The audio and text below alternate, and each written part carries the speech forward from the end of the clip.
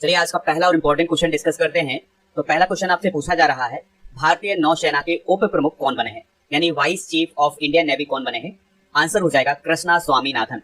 तो कृष्णा स्वामीनाथन भारतीय नौसेना के उप प्रमुख बनाए गए हैं। उन्होंने किसका स्थान लिया है, तो उन्होंने एडमिरल दिनेश कुमार त्रिपाठी का स्थान लिया है। आपको याद रखना है कि एडमिरल कृष्णा स्वामीनाथन की नियुक्ति 1 मई 2024 को की गई है। दोस्तों आपको पता ही होगा कि जो दिनेश कुमार त्रिपाठी हैं वो 30 अप्रैल 2024 को भारतीय नौसेना के प्रमुख यानी नौसेना के चीफ बन गए हैं। तो अब जो उप प्रमुख का पद था वो खाली हो गया था, तो अब उनके स्थान पर कृष्णा स्वामीनाथन आ गए हैं। कृष्णा स्वामीनाथन की अगर हम बात करें तो वो अति विशिष्ट सेवा मेडल और विशिष्ट सेवा मेडल से भी सम्मानित किए जा चुके हैं। वह फ्लैग ऑफिसर सी ट्रेनिंग के रूप में नौसेना के वर्क ऑफ ऑर्गेनाइजेशन के चीफ भी रह चुके हैं। तो ये कुछ प्रमुख उपलब्धियां हैं कृष्णा स्वामीनाथन के नाम। बात करते हैं भारतीय नौसेना की यानी इंडियन नेवी की। तो इंडियन नेवी की स्थापना 1612 में की गई थी और इसका मिशन है समुद्री हितों और समुद्री सीमाओं की रक्षा करना। इसका आदर्श वाक्य है समनो वरुणः। दोस्तों भारतीय नौसेना का दिवस कब मनाया जाता है, 4 दिसंबर को। भारतीय नौसेना के वर्तमान में प्रमुख कौन है, दिनेश कुमार त्रिपाठी। तो दोस्तों ये सभी बेसिक जानकारी आप नौसेना के बारे में नोट कर सकते हैं। रक्षा बलों के प्रमुख डिस्कस कर लेते हैं। तो देखिए दोस्तों, भारत में जो रक्षा बल होते हैं उनके प्रमुख कमांडर कौन होते हैं, यानी कमांडर इन चीफ कौन होता है, तो वो होते हैं राष्ट्रपति। तो वर्तमान में कमांडर इन चीफ कौन है, राष्ट्रपति Draupadi Murmu ji. Chief of defence staff कौन है, जनरल अनिल चौहान। तो हमारे देश की जो तीनों सेनाएं हैं उनके बीच में कोऑर्डिनेशन के लिए एक संस्था बनाई गई है जिसे चीफ ऑफ डिफेंस स्टाफ बोला जाता है। तो वो वर्तमान में कौन है, अनिल चौहान। थल सेना अध्यक्ष कौन है, general Manoj Pandey.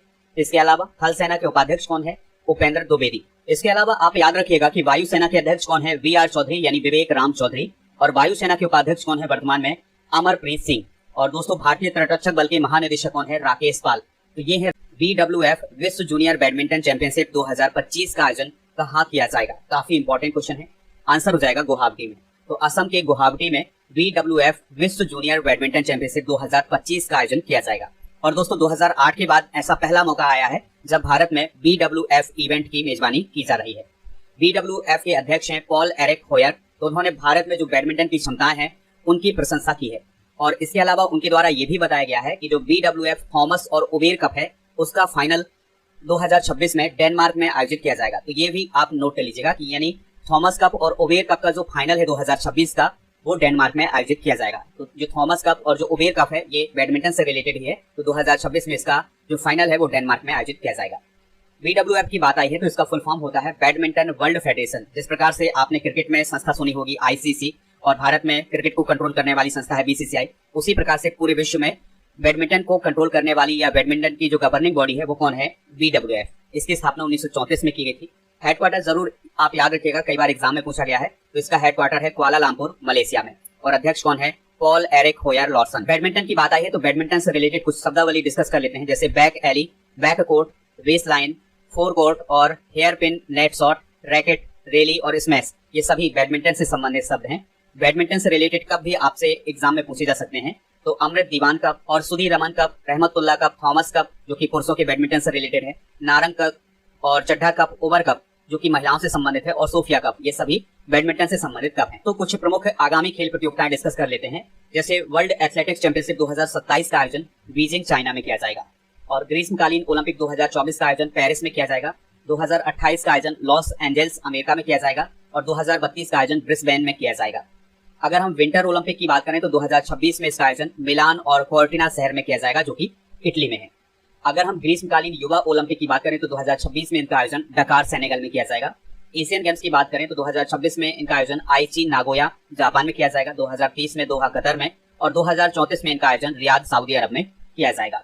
FIFA world cup को भी देख लेते हैं तो 2026 में FIFA world cup Canada, Mexico और अमेरिका में आयोजित किया जाएगा। क्रिकेट विश्व कप की बात करें तो 2027 का जो आयोजन है वो साउथ अफ्रीका, नामीबिया और जिम्बाब्वे में किया जाएगा। T20 क्रिकेट विश्व कप 2024 का आयोजन वेस्ट इंडीज और अमेरिका में किया जाना है। तो ये है आगामी खेल प्रतियोगिताएं। अगला क्वेश्चन है 1 मई 2024 को किन 2 राज्यों का स्थापना दिवस मनाया गया है। तो आंसर हो जाएगा गुजरात और महाराष्ट्र। तो 1 मई 2024 को गुजरात और महाराष्ट्र का स्थापना दिवस मनाया गया है। आपको याद रखना है कि गुजरात और महाराष्ट्र राज्यों की जो स्थापना है वो 1 मई 1960 को की गई थी और इन दोनों राज्यों की स्थापना भाषा के आधार पर की गई थी। तो इस पॉइंट को भी आप याद रखिएगा। देखिए दोस्तों, जब 1947 में भारत आजाद हुआ था तब महाराष्ट्र और गुजरात राज्य नहीं थे। तब एक प्रेसिडेंसी थी जिसे बॉम्बे प्रेसिडेंसी बोला जाता था। तो उसी के अंतर्गत महाराष्ट्र था और गुजरात था। फिर इसके बाद यहाँ पर आंदोलन शुरू हुए भाषा के आधार पर राज्यों को लेकर के। तो एक आंदोलन था जिसे संयुक्त महाराष्ट्र आंदोलन बोला गया और एक आंदोलन था जिसे महागुजरात आंदोलन बोला गया। तो इन आंदोलन के परिणाम स्वरूप दो नए राज्यों का उदय हुआ था, जिसमें एक को महाराष्ट्र और एक को गुजरात कहा गया था। तो गुजराती बोलने वाले गुजरात में चले गए और मराठी बोलने वाले महाराष्ट्र में आ गए। गुजरात की बेसिक जानकारी डिस्कस कर लेते हैं। तो फॉर्मेशन तो हुआ था इसका 1 मई 1960 को। गांधीनगर कैपिटल है। राज्यपाल हैं आचार्य देवव्रत और मुख्यमंत्री हैं भूपेंद्र भाई पटेल। यहाँ पर नेशनल पार्क कई बार एग्जाम में पूछे जाते हैं। तो गिर वन national park, black buck national park, वसंदा नेशनल पार्क और समुद्री राष्ट्रीय उद्यान, ये सभी गुजरात राज्य में स्थित है। इसी प्रकार से अगर हम महाराष्ट्र की बात करें तो इसकी स्थापना 1 मई 1960 को हुई थी। राजधानी मुंबई है। मुख्यमंत्री हैं एकनाथ शिंदे। वर्तमान में राज्यपाल हैं रमेश बैस।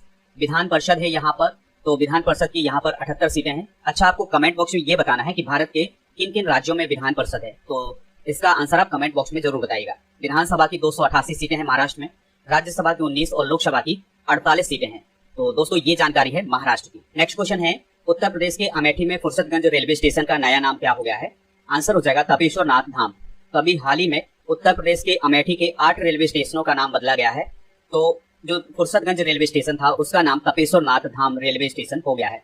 तो अभी हाल ही में केंद्रीय गृह मंत्रालय ने उत्तर प्रदेश के जो रेलवे स्टेशनों के नाम बदले गए हैं उस पर कोई आपत्ति नहीं जताई है और उसकी सहमति दी है। दोस्तों जो नाम बदले गए हैं चलिए उनको डिस्कस कर लेते हैं। जैसे फुर्सतगंज रेलवे स्टेशन का नया नाम हो गया है तपेश्वर नाथ धाम रेलवे स्टेशन। कासिमपुर हाल्ट का नाम जायस सिटी हो गया है। इसके अलावा जायस शहर का नाम गुरु गोरखनाथ हो गया है। वानी का नाम स्वामी परमहंस रेलवे स्टेशन हो गया है।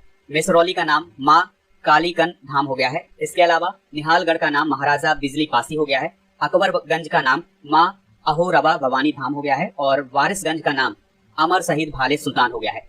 दोस्तों ये तो ही किसी राज्य में बदले गए नामों की बात। अगर किसी राज्य का नाम बदलना हो तो किस आर्टिकल का यूज किया जाता है भारतीय संविधान के? तो आर्टिकल 3 का यूज किया जाता है। 2007 में उत्तरांचल का नाम बदल करके उत्तराखंड किया गया था और 2011 में उड़ीसा का नाम ओडिशा किया गया था। अभी कुछ समय पहले आपको याद होगा कि जो केरल राज्य है उसने अपनी विधानसभा में एक विधेयक पारित किया था जिसमें केरल राज्य के नाम बदलने की बात की गई थी। तो केरल का नाम केरलम करने की मांग की गई थी। अब ये केंद्र सरकार के ऊपर है कि केंद्र सरकार केरल का नाम बदलती है या नहीं। हाल ही में बदले गए कुछ प्रमुख नाम डिस्कस कर लेते हैं। जैसे पेटीएम ई कॉमर्स का नाम पाई प्लेटफॉर्म हो गया है। सौराष्ट्र क्रिकेट एसोसिएशन स्टेडियम जो कि गुजरात में उसका नाम निरंजन शाह स्टेडियम हो गया है। अयोध्या रेलवे स्टेशन का नाम अयोध्या धाम जंक्शन। इसके अलावा पंजोखरा गांव का नाम जो कि हरियाणा में उसका नाम पंजोखरा साहिब और फिरोजाबाद का नाम जो कि उत्तर प्रदेश में उसका नाम चंद्रनगर हो गया है। मर्यादा पुरुषोत्तम राम अंतर्राष्ट्रीय हवाई अड्डे का नाम महर्षि वाल्मीकि इंटरनेशनल एयरपोर्ट हो गया है। आयुष्मान भारत स्वास्थ्य और कल्याण केंद्र का नाम आयुष्मान आरोग्य मंदिर हो गया है। इसके अलावा अहमदाबाद दिल्ली संपर्क क्रांति एक्सप्रेस का नाम अक्षरधाम एक्सप्रेस और हॉकी स्टेडियम रायबरेली का नाम रानीस गर्ल्स हॉकी टर्फ कर दिया गया है। तो ये सभी बदले गए नाम हैं। अगला क्वेश्चन है, भारत अगले 5 वर्षों के लिए किस देश के प्रशासनिक अधिकारियों को प्रशिक्षित करेगा? आंसर हो जाएगा बांग्लादेश। तो दोस्तों भारत में बांग्लादेश के प्रशासनिक अधिकारियों को प्रशिक्षित किया जाएगा। तो इसके लिए अभी हाल ही में भारत और बांग्लादेश के बीच में एक समझौता हुआ है। तो 1500 अधिकारियों को भारत में प्रशिक्षित किया जाएगा और ये अधिकारी 2025 से 2030 के बीच प्रशिक्षित किए जाएंगे। दोस्तों 2014 में भी इसी प्रकार का समझौता हुआ था भारत और बांग्लादेश के बीच में। तो भारत बांग्लादेश के जो प्रशासनिक अधिकारी हैं उनको प्रशिक्षित करता है इंडिया में। बात आई है बांग्लादेश की। तो बांग्लादेश भारत का पड़ोसी देश है। कैपिटल इसकी ढाका है। ढाका यहाँ की करेंसी है। राष्ट्रपति है मोहम्मद शहाबुद्दीन चुप्पू और प्रधानमंत्री है शेख हसीना। दोस्तों बांग्लादेश की संसद को जातीय संसद बोला जाता है और बांग्लादेश का निर्माण कब हुआ था? 1971 में। अच्छा, भारत के कौन कौन से राज्य हैं जिनकी सीमा बांग्लादेश से लगती है? तो पहला राज्य है पश्चिम बंगाल, दूसरा राज्य है मेघालय, तीसरा राज्य है असम और चौथा राज्य है त्रिपुरा। इसके अलावा दोस्तों आपको याद रखना है कि मिजोरम की सीमा भी बांग्लादेश से लगती है। बांग्लादेश 26 मार्च को अपना स्वतंत्रता दिवस मनाता है। इस पॉइंट को आप नोट कर लीजिएगा। भारत और बांग्लादेश के बीच में संप्रीति और बोंगो सागर नौसेना अभ्यास आयोजित किया जाता है। देखिए दोस्तों, प्रशासनिक अधिकारियों की बात हुई है। तो भारत के जो प्रशासनिक अधिकारी होते हैं उनके लिए कौन सी संस्था काम करती है या उनके टेस्ट वगैरह लेने का काम किसका होता है? तो वो होता है संघ लोक सेवा आयोग का, यानी यूपीएससी का। तो चलिए यूपीएससी के बारे में भी कुछ बेसिक जानकारी डिस्कस कर लेते हैं। तो यूपीएससी एक संवैधानिक निकाय है और इसका वर्णन अनुच्छेद 308 से 323 के बीच में किया गया है। इसमें एक अध्यक्ष और 10 सदस्य होते हैं। वर्तमान अध्यक्ष हैं डॉक्टर मनोज सोनी और अध्यक्ष और सदस्यों का कार्यकाल 6 वर्ष का होता है या उनकी 65 वर्ष की आयु तक होता है। अध्यक्ष की नियुक्ति किसके द्वारा की जाती है? राष्ट्रपति जी के द्वारा। नेक्स्ट क्वेश्चन है, ईशान पहल हाल ही में किसके द्वारा शुरू की गई है? आंसर हो जाएगा एयरपोर्ट्स अथॉरिटी ऑफ इंडिया। तो एयरपोर्ट्स अथॉरिटी ऑफ इंडिया के द्वारा ईशान पहल को शुरू किया गया है। ईशान का फुल फॉर्म क्या है? Indian single sky harmonised air traffic management. और इसका उद्देश्य है भारत के जो उड़ान सूचना केंद्र हैं उनको एकीकृत करना, यानी कि उनको एक जगह से रेगुलेट करना। तो याद रखिएगा कि भारत में वर्तमान में 4 उड़ान सूचना केंद्र हैं। उड़ान सूचना केंद्र क्या होते हैं? जहां से उड़ानों की जानकारी प्राप्त होती है। तो ये जो उड़ान सूचना केंद्र है भारत में, ये कहाँ कहाँ है? दिल्ली, मुंबई, कोलकाता और चेन्नई। तो ये जो ईशान पहल शुरू की गई है, इसका उद्देश्य ये है कि इन 4 सूचना केंद्रों को एक जगह से रेगुलेट किया जाए, और वो जगह है नागपुर। तो दोस्तों, आने वाले समय में इन 4 उड़ान सूचना केंद्रों को नागपुर से नियंत्रित किया जाएगा। बात आई है एयरपोर्ट अथॉरिटी ऑफ इंडिया की, तो यह मिनिस्ट्री ऑफ सिविल एविएशन के अंतर्गत आता है। और दोस्तों, इसकी स्थापना 1 अप्रैल 1995 को की गई थी। वर्तमान में इसके अध्यक्ष हैं संजीव कुमार। नागरिक उड्डयन मंत्री कौन है? ज्योतिरादित्य सिंधिया। और एयरपोर्ट अथॉरिटी ऑफ इंडिया का हेडक्वार्टर कहाँ है? नई दिल्ली में। यहाँ पर योजना की बात आई है, पहल की बात आई है, तो चलिए कुछ प्रमुख योजनाएं डिस्कस कर लेते हैं। जैसे सबेरा कार्यक्रम हरियाणा में शुरू किया गया है, मुख्यमंत्री महिला सम्मान योजना दिल्ली में शुरू की गई है, वन मित्र योजना हरियाणा में, मुख्यमंत्री अल्पसंख्यक उद्यमी योजना बिहार में, गृह लक्ष्मी योजना कर्नाटक में शुरू की गई है, मिशन शक्ति स्कूटर योजना ओडिशा में, गृह लक्ष्मी योजना कर्नाटक में, विश्वकर्मा पेंशन योजना राजस्थान में, अबुआ आवास योजना झारखंड में, लाडली बहना योजना मध्य प्रदेश में शुरू की गई है। नेक्स्ट क्वेश्चन है, टाटा कंसल्टेंसी सर्वश्रेष्ठ वर्ल्ड 10 के बेंगलुरु के 16वें संस्करण में पुरुष वर्ग में किसने जीत हासिल की है? आंसर हो जाएगा केन्या के पीटर मुआवनिकी ने। तो दोस्तों, सबसे पहले आप ये समझ लीजिएगा कि ये टाटा कंसल्टेंसी सर्वश्रेष्ठ वर्ल्ड 10 की बेंगलुरु क्या है। तो यह एक प्रकार की रेस है जो कि 10 किलोमीटर की रेस होती है। तो इसमें दुनिया भर के धावक शामिल होते हैं और यह रेस बेंगलुरु में आयोजित की जाती है। और इसका पहला संस्करण 2008 में आयोजित किया गया था। तो 2024 में इसका 16वां संस्करण आयोजित किया गया है और इसका आयोजन 28 अप्रैल को किया गया है। तो इसमें पुरुष वर्ग में किसने जीत हासिल की है? केन्या के धावक पीटर मुआवनिकी ने। तो इन्होंने 28 मिनट 15 सेकंड में 10 किलोमीटर की रेस को पूरा किया है और इन्होंने पुरुष वर्ग में जीत हासिल की है। अगर हम महिला वर्ग की बात करें तो महिला वर्ग में भी केन्या की धावक लिलियन कसेत ने 30 मिनट 56 सेकंड का समय निकाल करके जीत हासिल की है। स्पोर्ट्स से रिलेटेड कुछ इंपॉर्टेंट करंट अफेयर्स डिस्कस कर लेते हैं। तो महान धावक हुसैन बोल्ट और पूर्व भारतीय क्रिकेटर युवराज सिंह को T20 वर्ल्ड कप 2024 का एम्बेसडर बनाया गया है। आईपीएल में 200 विकेट लेने वाले पहले गेंदबाज बने हैं यजुवेंद्र चहल। 250 आईपीएल मैच खेलने वाले दूसरे खिलाड़ी बने हैं Rohit Sharma. FIDE candidate tournament अभी हाल ही में डी कोकेस ने जीता है। बार्सिलोना ओपन किसने जीता है? कैस्पर रूड ने, जो कि नॉर्वे के हैं। और स्टटगार्ड ओपन किसने जीता है? एलेना रायबकिना ने, जो कि कजाकिस्तान के हैं। और सौरभ घोषाल ने अभी हाल ही में स्क्वैश से संन्यास ले लिया है। नेक्स्ट क्वेश्चन है, भारत में फ्लोटिंग सोलर टेक्नोलॉजी के लिए NHPC और किसके बीच समझौता हुआ है? आंसर हो जाएगा ओशन सन। तो नॉर्वे की कंपनी है ओशन सन, तो उसके बीच में, और भारत की एक संस्था है NHPC, तो उसके बीच में अभी हाल ही में फ्लोटिंग सोलर टेक्नोलॉजी के लिए समझौता किया है। तो दोस्तों, जो ओशन सन नामक कंपनी है, ये NHPC के साथ अपनी टेक्नोलॉजी को साझा करेगा, जिससे जो फ्लोटिंग सोलर एनर्जी है उसको बढ़ावा दिया जाएगा। दोस्तों, इस समझौते का प्रमुख उद्देश्य है भारत की नवीकरणीय ऊर्जा की क्षमता को डेवलप करना।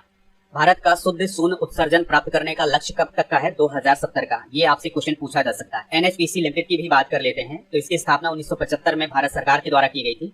वर्तमान में जल विद्युत विकास के क्षेत्र में यह सबसे बड़ा संगठन माना जा रहा है। इसका मुख्यालय फरीदाबाद हरियाणा में है और इसके अध्यक्ष हैं और MD हैं राजेंद्र प्रसाद गोयल। रुआंग ज्वालामुखी किस देश में है जिसमें हाल ही में विस्फोट हुआ है? आंसर हो जाएगा इंडोनेशिया।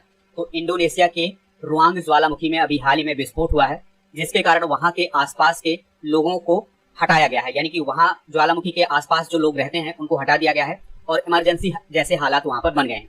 आपको याद रखना है कि इंडोनेशिया का जो सुलावेसी द्वीप है उस पर स्थित है रुआंग ज्वालामुखी। तो इस पॉइंट को आप नोट कर लीजिएगा। देखिए, ज्वालामुखी की बात हुई है तो चलिए दुनिया की कुछ प्रमुख ज्वालामुखी डिस्कस कर लेते हैं। जैसे माउंट कोटोपैक्सी, ये एक एक्टिव ज्वालामुखी है, ये इक्वेडोर में है। माउंट एटना, ये इटली में है। स्ट्राम्बोली इटली में, और विशुवियस ये भी इटली में है। इसके अलावा डैमबंद ईरान में है, और कोह सुल्तान ईरान में, फ्यूजियामा जापान में, और मोनोलोवा हवाई द्वीप अमेरिका में है, और किलिमंजारो ये तंजानिया में है। तो ये है दुनिया की कुछ प्रमुख ज्वालामुखी। दोस्तों, बात आई है इंडोनेशिया की। तो इंडोनेशिया की कैपिटल क्या है? जकार्ता। इंडोनेशिया की नई राजधानी क्या होगी? नूसंतारा। करेंसी क्या है? रुपया। राष्ट्रपति हैं प्रबोवो सुबियांतो। ये सभी बेसिक जानकारी आप इंडोनेशिया के बारे में जान लीजिएगा। और दोस्तों, इंडोनेशिया किस महाद्वीप में है? ये एशिया महाद्वीप में ही स्थित है। दोस्तों, इस लेक्चर का अंतिम क्वेश्चन है, भारतीय नौसेना ने किस राज्य में supersonic missile assisted release of torpedo, जिसे शॉर्ट में स्मार्ट कहा जाता है, मिसाइल सिस्टम का सफल परीक्षण किया है? आंसर हो जाएगा ओडिशा। तो भारतीय नौसेना के द्वारा ओडिशा के डॉक्टर APJ अब्दुल कलाम द्वीप से स्मार्ट मिसाइल सिस्टम का सफल परीक्षण किया गया है। दोस्तों, स्मार्ट मिसाइल को वॉरशिप के साथ ही तटीय इलाकों में भी लॉन्च किया जा सकता है, यानी कि समुद्र के किनारे पर इस मिसाइल को लॉन्च किया जा सकता है। दोस्तों, स्मार्ट मिसाइल की मैक्सिमम रेंज है 650 किलोमीटर की और यह अपने साथ टारपीडो के साथ पैरासूट डिलीवरी सिस्टम भी ले जा सकती है, यह इसकी क्षमता है। डिफेंस से रिलेटेड कुछ इंपॉर्टेंट करंट अफेयर्स डिस्कस कर लेते हैं। तो भारत ने ब्रह्मोस मिसाइल अभी हाल ही में किस देश को दी है? फिलीपींस को। 2023 में दुनिया का चौथा सबसे बड़ा हथियारों पर खर्च करने वाला देश कौन है? भारत। और सबसे अधिक हथियारों पर खर्च करने वाला देश कौन है? America. CDS general Anil Chauhan ने अभी हाल ही में फ्रांस देश की यात्रा की थी और भारतीय नौसेना ने पूर्वी लहर अभ्यास अभी हाल ही में पूर्वी समुद्री तट पर आयोजित किया है। स्वदेशी man portable anti tank guided missile हथियार प्रणाली का सफल परीक्षण अभी हाल ही में डीआरडीओ के द्वारा किया गया है।